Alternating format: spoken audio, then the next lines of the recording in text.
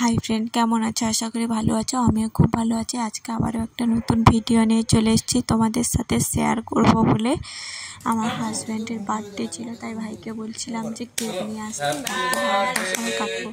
তাই আমার হাজব্যান্ড কিন্তু কিছুই জানতো না, ভাইকে নিয়ে আসতে বলছিলাম, ভাই নিয়ে এসেছি। তাই 12টার সময় কেক কেটেছি। তখন কেক কাটতে গেলে 12টা অবধি ছিটে আনন্দ হচ্ছে। আমি স্মার্ট ওয়াচ এনেছিলাম, স্মার্ট ওয়াচটা গিফট করেছি। আমি পরে দেখছি। বার্থডের দিন ছিল নিরামিষ, তাই আমি নিরামিষ কিছু রান্না করেছিলাম।